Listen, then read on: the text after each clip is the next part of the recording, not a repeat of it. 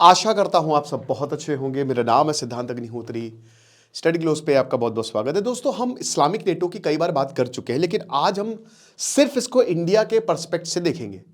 तो जियो पॉलिटिक्स समझेंगे। बहुत बच्चों ने ये बोला कि सर भारत के पर्सपेक्टिव से बताइए, और तो चलिए देखते हैं। कई बार हम बता चुके हैं कि इस्लामिक नेटो बन गया है, तो क्या होगा इंडिया पर इंपैक्ट और इंडिया क्या करेगा। ठीक है, ये दो चीजों पर हम फोकस करेंगे। तो सबसे पहले तो बता दो कि भाई ग्राफिक डिजाइनिंग का हमने कोर्स निकाल दिया है। मेरा सबसे फेवरेट एआई का course, graphic designing with the help of AI. अगर आप जॉब कर रहे हैं या अगर आपकी कंपनी है तो ये कमाल हो जाएगा, या फिर अगर आप जॉब ढूंढ रहे हैं तो और कमाल हो जाएगा। सर्टिफिकेशन कोर्स है, 13 से 14 लेक्चर्स, बहुत महंगे कोर्स ये बाहर मिलते हैं, बट 500 का कोर्स है शुरुआत के 1000 स्टूडेंट्स के लिए। 1 फरवरी से क्लासेस शुरू होंगी। डिस्क्रिप्शन कमेंट बॉक्स में लिंक है।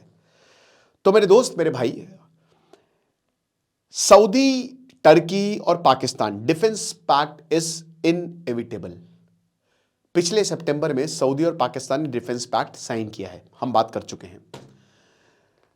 अब इंडिया के ऊपर क्या इंपैक्ट आएगा। सबसे पहली चीज, the first point is power balance. The power balance will shift. कैसे, मैं बताता हूं। यूएई के साथ भारत ने डिफेंस पैक्ट नहीं साइन किया, बट डिफेंस एग्रीमेंट साइन है। भारत किसी के साथ भी डिफेंस पैक्ट साइन नहीं करेगा। क्यों? दुनिया भारत के साथ डिफेंस पैक्ट साइन करना चाहती है, क्योंकि हम दुनिया की सबसे पावरफुल मिलिट्री हैं। हम बहुत ताकतवर हैं, ना हम झुकते हैं और हम फोड़ते अलग से हैं। तो भारत की मिलिट्री प्रूवन है। चाहे आप घर में ऑपरेशन देख लो, चाहे आप बाहर ऑपरेशन देख लो। इतिहास में ऐसा पहली बार हुआ है, 13 दिन के अंदर मैंने युद्ध खत्म किया और काट के एक दूसरा देश बना दिया। बता दूं कि उस समय, जो आज हम डिफेंस पैक्ट की बात कर रहे हैं, आज तो कुछ नहीं है। उस समय पाकिस्तान ने अमेरिका के साथ डिफेंस पैक्ट साइन किया था, चाइना के साथ डिफेंस पैक्ट साइन किया था, लेकिन अभी तक कोई फॉर्मल डिफेंस पैक्ट इनका साइन नहीं है। तो पावर बैलेंस विद शिफ्ट। कैसे शिफ्ट होगा? सबसे पहली चीज, सऊदी के पास क्या है। देखिए, ये एक ट्रायंगल है। सऊदी काफी लंबे समय से अमेरिका को कह रहा है कि हमारा न्यूक्लियर प्रोग्राम बना लो, लेकिन अमेरिका इस पे अभी फ्रिक्शन पॉइंट है। आसपास कोई बन नहीं सकता, सऊदी डरा हुआ है। सऊदी ने पाकिस्तान को इसीलिए फंड किया कि तुम्हारा जो एटम बम है वो हमारे एक दिन काम आएगा। सुन्नी बॉम्ब के नाम से पाकिस्तान ने इसको मार्केट किया था, तो चोरी से बनाया गया था, हम सबको पता है। अब्दुल कादिर खान का ऑफिस, AQ खान मार दिया जाता, निपटा दिया जाता। पाकिस्तान की लीडरशिप मतलब फेमस है ना कि पहले वो मदद करेंगे फिर वो आरोप लगाएंगे, एंड ही उसको छोड़ते हैं। लेकिन सऊदी जो है वो चाहता है कि उसके पास एटम बॉम्ब आए।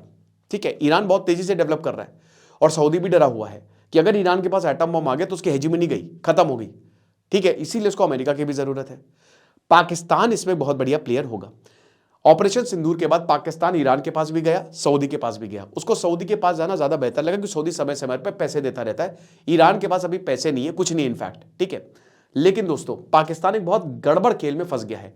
हाँ, ये बात मैं बिल्कुल कह रहा हूं कि इधर है पाकिस्तान, आप पाकिस्तान को इधर रखिए। पाकिस्तान के पास है न्यूक्लियर बैलिस्टिक मिसाइल्स, पाकिस्तान के पास है मैन पावर, है ना।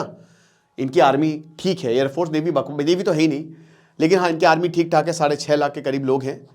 और इनके पास मिलिट्री है, एक अच्छी मिलिट्री है। अगर हम इस्लामिक देशों की बात करें तो उसमें पाकिस्तान नंबर 1 पे आता है। ठीक है, अब फिर आता है आपका टर्की। टर्की के पास है डिफेंस इंडस्ट्रीज, और टर्की एक ऐसा इस्लामिक देश है, इनके पास मिलिट्री भले इतनी ताकतवर ना हो, बट इनके पास टेक्नोलॉजी है। इनके बायरक्टर ड्रोन्स जो इन्होंने दिए पाकिस्तान को, वो काम किए। पाकिस्तान को काम किए मतलब इनके बायरक्टर ड्रोन्स बाकी जगह काम किए थे, पाकिस्तान में काम नहीं किए, क्योंकि भारत के डिफेंस सिस्टम ने खत्म कर लिया। तो इनकी जो ड्रोन इंडस्ट्री है वो तगड़ी है। इनके पास डिफेंस इंडस्ट्री है जो ये पाकिस्तान में लगा सकते हैं। ठीक है, और हेल्प भी की है टर्की ने पाकिस्तान की, कि बोला है कि कोई बात नहीं, हम आपकी हेल्प करेंगे, हम आपकी डिफेंस में मदद करेंगे, हम इंडस्ट्री लगाने में मदद करेंगे, हम नेवी में मदद करेंगे। फिर आता है आपका सऊदी अरेबिया। अच्छा, सऊदी अरेबिया के पास है पैसा। ठीक है, समझ रहे हैं, सऊदी अरेबिया के पास है पैसा। तो पैसा आएगा, ओके, पैसा पाकिस्तान को दिया जाएगा, टर्की को दिया जाएगा। टर्की से और ज्यादा डिफेंस में आगे जाएगा, पाकिस्तान इसमें मैन पावर बढ़ाएगा। बदले में पाकिस्तान जो है, पाकिस्तान को टर्की सपोर्ट करेगा तगड़े तरीके से। ठीक है, और सऊदी जो है, सऊदी को प्रोटेक्शन मिलेगा बॉडीगार्ड तरीके का। और टर्की और सऊदी जो है इनका डायरेक्टली कोई रिलेशन नहीं है, बट इनडायरेक्टली ये एक दूसरे का सपोर्ट करेंगे ईरान के खिलाफ या हेजेमनी बना के रखेंगे। तो ये इस तरीके से रिलेशनशिप इनका चल रहा है। अब इसमें दोस्तों आप ये मान के चलिए कि टर्की और पाकिस्तान ये तो वैसे ही दोस्त हैं, डिफेंस पैक्ट साइन हो ना हो, लेकिन आप ये मान के चलिए कि चाइना और पाकिस्तान का तो वैसे ही डिफेंस पैक्ट साइन है। चाइना ने पूरी मदद की थी, चाइना के लोग बैठे हुए थे जो कि भारत के खिलाफ जब ऑपरेशन सिंदूर में कि कैसे काम करेगा कैसे काम करेगा। टर्की उसने ड्रोन्स दिए, और क्या, टर्की अपनी आर्मी थोड़ी ना भेजेगा, टर्की अपने ज्यादा से ज्यादा ड्रोन्स दे सकता है। देखिए हर देश वल्नरेबल है ना। तो भाई ये सब ऑलरेडी है। और अजरबैजान, चाइना, सऊदी, अच्छा अजरबैजान और चाइना इनके भी सऊदी से बहुत अच्छे अब रिलेशन काफी बढ़िया बनते जा रहे हैं। आरएसएफ को लेकर सऊदी और यूएई, देखिए भारत ने एक चीज दिखाई है, भारत ने सऊदी को एक हल्का सा मतलब उनको झटका दिया है। कैसे दिया है? भारत यही करता है, पोलैंड को उन्होंने थोड़ा सा गोली दे दी कायदे से, सऊदी को भी गोली दी है। कैसे? यूएई के साथ 3 घंटे के अंदर अंदर बहुत कुछ साइन हुआ। और अभी आपको पता है कि आरएसएफ के मुद्दे पर यूएई और सऊदी जो है उनमें आ गई है दरार, है ना। और भारत ने सऊदी को बताया है कि अगर तुमने कुछ किया तो हम यूएई का साथ देना शुरू कर देंगे, फिर तुम देख लो। ऐसे ही टर्की अब क्या लगता है, अगर मान लीजिए ये डिफेंस पैक्ट साइन होता है और इसमें अगर मान लीजिए कि इंडिया पाकिस्तान के ऊपर हमला होता है तो सऊदी और टर्की आएंगे। मैं आपको एक और फैक्ट बताता हूं, सऊदी ने क्या बोला है। सऊदी ने बोला कि हमारे, जब इनसे पूछा गया कि आपने तो डिफेंस पैक्ट साइन किया, तो सऊदी ने कहा भारत से हमारे रिश्ते इतने अच्छे कभी नहीं थे और हमेशा अच्छे होते रहेंगे। पाकिस्तान और मतलब इतने बेवकूफ लोग हैं, इंफॉर्मेशन वॉरफेयर, ये घुटने में अपनी अकल रखते हैं। भाई इसका पेपर किधर है? डिफेंस पैक्ट साइन हुआ, एक प्रॉपर चिट्ठा निकलता है ना, 500 पेज का पुलिंदा, 600 एक एग्रीमेंट होता है, अभी तक वो सामने आया ही नहीं, पब्लिक वो ही नहीं है, कौन किसको सपोर्टर है कुछ भी नहीं पता। तो ये खाली हवाबाजी है। दूसरा पॉइंट मैं आपको बताता हूं, आपको क्या लगता है कि जैसे टर्की सपोर्ट करेगा पाकिस्तान को, अगर मान लीजिए भारत पर हमला करता है या भारत पाकिस्तान पर हमला करता है तो पाकिस्तान भारत पर हमला करेगा, तो टर्की सऊदी सपोर्ट में आएंगे? मैं बताता हूं क्यों नहीं आएंगे। क्योंकि टर्की के बगल में क्या है? ग्रीस है। टर्की के बगल में क्या है? आर्मीनिया है। भारत डायरेक्टली उनको हथियार देगा तुरंत, अभी इसी वक्त। अजरबैजान सपोर्ट करेगा, आर्मीनिया को भारत अपनी पूरी पावर दे देगा, तो ये टर्की पर भी हमला शुरू हो जाएगा। सऊदी अरब अगर मान लीजिए आता है तो फिर इंडिया को भी पता है कि सऊदी का गला कैसे पकड़ना है, ठीक है। उधर नीचे यूएई है, यमन है, बहुत है, भारत के पास ढेरों ऑप्शंस है। प्लस इंडियन डायस्पोरा, देखिए इंडिया के बिजनेस पूरी दुनिया में फैले हुए हैं, अफ्रीका इंडिया इनडायरेक्टली कंट्रोल करता है, ठीक है। तो इंडिया ने वहां हर जगह इंडियंस काम कर रहे हैं, तो भारत के पास वो भी पावर है, ठीक है। तो एक तरीके से अगर हम इंपैक्ट की बात करें ना, तो ये ऑन पेपर बहुत अच्छा आपको लगेगा कि पाकिस्तान के साथ ये देश आ गए हैं, वो देश आ गए हैं, बट आपको मैं सीधा सीधा बताता हूं कि उसका कोई मतलब नहीं है। जब प्रैक्टिकल ऑन रियलिटी बात होगी ना, तो ये आपको आसपास भी नहीं दिखेंगे। अब शज़गाम वैली को लेकर ऑलरेडी फ्रिक्शन है चाइना और इंडिया में। चाइना और India on the other hand अपने रिश्ते भी सुधार रहे हैं। सब कुछ बिजनेस के ऊपर डिपेंड करता है, और भारत बिजनेस दे रहा है पूरी दुनिया को। भारत गल्फ को बिजनेस दे रहा है, भारतीय काम कर रहे हैं, भारत बिजनेस दे रहा है।